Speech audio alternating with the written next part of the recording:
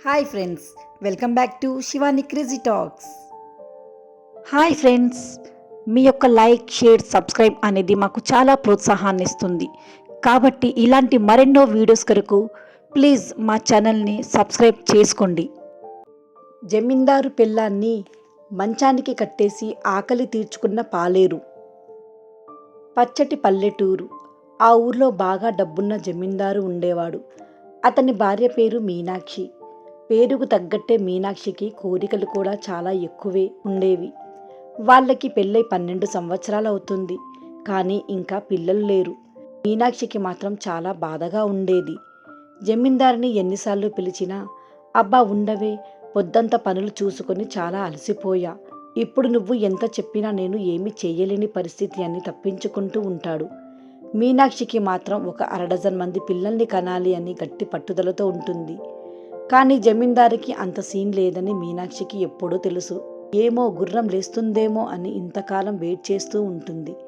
జమీందారికి నమ్మకంగా పనిచేసే ఒక పాలేరు ఉండేవాడు. తన పేరు రవి. అతను ఎలా ఉంటాడు అంటే, కండలు తిరిగిన శరీరంతో దిబ్బరొట్టె ఎలా ఉంటుందో అలా ఉంటాడు. తెల్లటి కలరు, ఎర్రటి పెదాలు, చూడ్డానికి సినిమా హీరోలా ఉంటాడు. ఒకరోజు సిటీ పని మీద వెళుతూ జమీందారు రవిని కూడా తీసుకెళ్ళాడు. ఆ రోజు జమీందారుకి చాలా పని ఉండడంతో సిటీలోనే ఉండిపోయాడు. రవితో ఇలా అన్నాడు, అరే రవి, మన గోదాంలో బియ్యం బస్తాలు చాలా ఉన్నాయి. వాటిని రేపు తీసుకుపోవడానికి కొంతమంది వస్తున్నారు. నేను ఇప్పుడు ఇంటికి రావడం చాలా కష్టం. కానీ నువ్వు వెళ్ళు. వాళ్ళు బియ్యం బస్తాలు తీసుకువెళ్ళిన తర్వాత డబ్బులు అన్నీ తీసుకొని అమ్మగారికి ఇవ్వు. అంతేకాకుండా నేను వచ్చేదాకా అమ్మగారిని జాగ్రత్తగా చూసుకో. తనకి ఏ అవసరం వచ్చినా చేసి పెట్టు అని అంటాడు. సరే అయ్యగారు, మీరు అంతలా చెప్పాక నేను ఎందుకు కాదంటా. మీరు వచ్చేదాకా అమ్మగారిని పువ్వుల్లో పెట్టి చూసుకుంటా అని అక్కడి నుండి ఊరికి బయలుదేరుతాడు రవి. రవి ఇంటికి రాగానే మీనాక్షి గుమ్మం ముందు కూర్చొని దీనంగా మొహం పెట్టి బాధపడుతూ ఉంటుంది. అది చూసిన రవి, ఏంటమ్మగారు, ఏదో ఆలోచిస్తున్నట్టున్నారు అని అంటాడు. ఏం చెప్పమంటావు రవి? అయినా నా బాధ గురించి నీకు చెప్తే నువ్వు ఆర్చేవాడివా, తీర్చేవాడివా? మీ అయ్యగారే తీర్చలేకపోతున్నాడు, ఇక నీ వల్ల ఏమవుతుంది అని అంటుంది మీనాక్షి.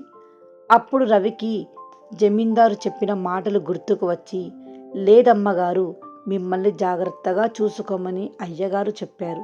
చెప్పండి మీ సమస్య ఏంటో, నేను తప్పకుండా తీరుస్తా అని అంటాడు రవి.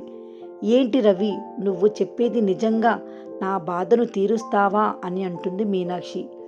నిజం అమ్మగారు, ముందు మీరు చెప్పండి, నేను తీర్చకపోతే అడగండి అని అంటాడు రవి. ఇప్పుడు కాదులే రవి, సాయంత్రం అయ్యాక చెప్తా. ఆటకైనా పాటకైనా ఎవరు మనకు అడ్డురారు అంటుంది మీనాక్షి. సరే అమ్మగారు, కానీ ఇప్పుడు మాత్రం మీరు బాధపడకండి.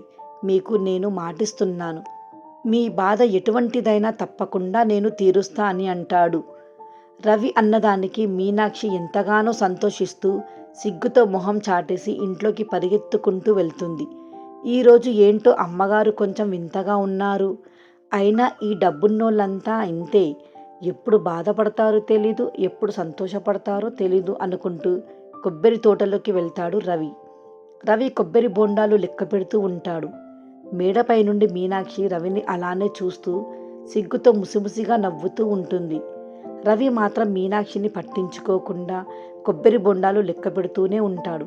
కొంతసేపు మీనాక్షి అలా చూసి, రవి నాతో మాట్లాడుతూ ఉంటే నాలో ఏదో తెలియని మత్తు కమ్ముకుంటుంది. ఇప్పుడు చెబుదామా అంటే మా ఆయన జమీందారు ఎప్పుడు వస్తారో తెలీదు.